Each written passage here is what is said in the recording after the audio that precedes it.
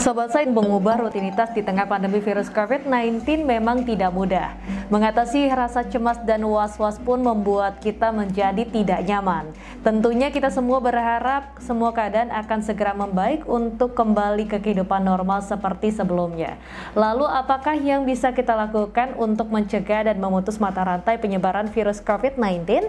Nah, kali ini bersama dengan Ikatan Dokter Indonesia atau IDI Cabang Kota Baru Lampung yang didukung oleh Rumah Sakit Geraha Husada, kita akan membahas tentang menjadi COVID-19 warrior. Dengan narasumber kita ada Dr. Risti Graharti. Aktivitas beliau adalah sebagai dosen Fakultas Kedokteran Universitas Lampung. Langsung saja kita sapa. Halo dokter, apa kabar? Halo Mbak, Assalamualaikum. Alhamdulillah baik. Alhamdulillah baik ya dokter ya. Nah dokter, berhubung nih kita ngomongin tentang menjadi COVID-19 warrior gitu ya dokter ya. Sebelum masuk ke dalam tema, sebenarnya apa sih dokter maksud dari COVID-19 warrior itu dokter?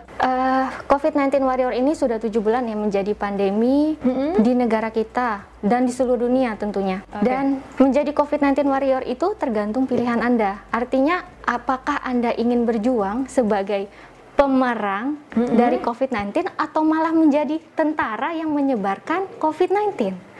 Itu, jadi maksud saya adalah ayo kita bersama-sama menjadi COVID-19 warrior yang membantu negara kita bebas dari pandemi ini, sehingga kita harus memerangi COVID-19, bukan sebaliknya menjadi antek si COVID-19 untuk menyebarkan. Jadi kalau daerah lain atau negara tetangga kita itu dia slope-nya itu grafiknya sudah turun. Tetapi kalau untuk Indonesia sendiri itu kita belum mencapai first wave.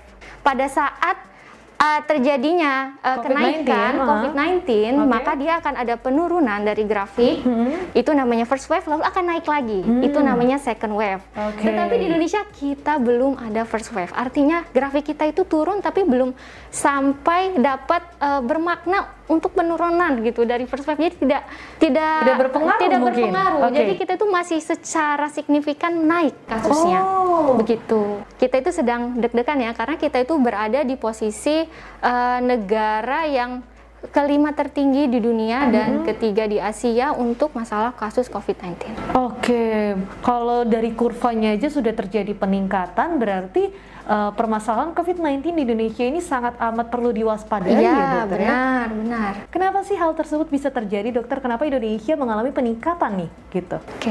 Menurut saya pemerintah dan masyarakat tuh harus bekerja sama. Mungkin terjadi hal seperti ini karena kurangnya kerjasama antara pemerintah dan masyarakat. Kalau hanya salah satu pihak saja yang bekerja, maka hal ini tidak akan lancar, begitu. Jadi harus dengan kerjasama semua pihak, itu yang harus diingat.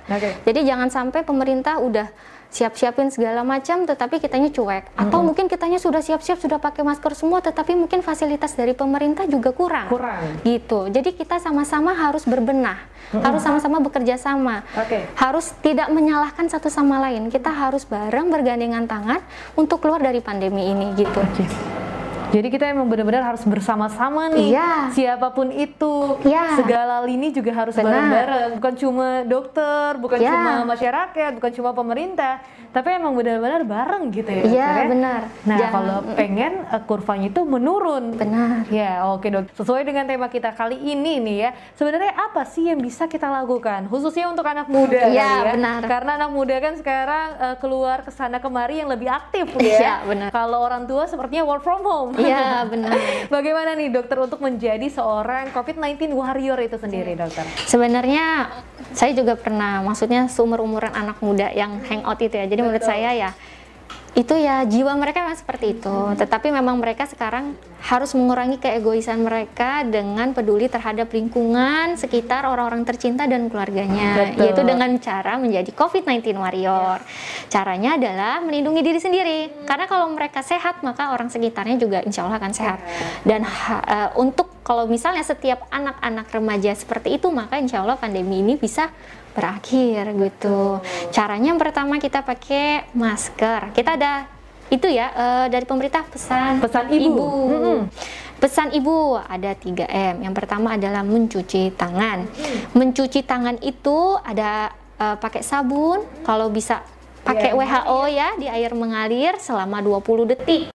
Lalu setelah itu ada hand sanitizer kalau misalnya sedang bepergian. Tapi memang kalau dibuktikan dengan penelitian lebih efektif dengan mencuci tangan dengan sabun dibandingkan hand sanitizer. Yang selanjutnya adalah menjaga jarak. Betul. Ya, physical distancing dan social distancing. Jadi kita menghindari kerumunan. Kalau emang mau beli makan, ternyata dia rame, udah tinggalin aja daripada sakit. Udah tinggalin aja gitu. Oke, tinggalin aja, pindah ke tempat lain. Betul. Maksudnya. Terus untuk menjaga jarak sebenarnya kan dibilang kurang, kalau bisa minimal 1 meter. Pentingnya anak muda itu harus jaga jarak, pakai masker, jangan lupa cuci tangan. Cuci tangan juga. Thank you untuk semuanya nih. Informasinya sangat berguna untuk mungkin anak muda yang kadang lupa kalau kita tuh sebenarnya harus menjadi COVID-19 warrior itu sendiri ya dokter ya.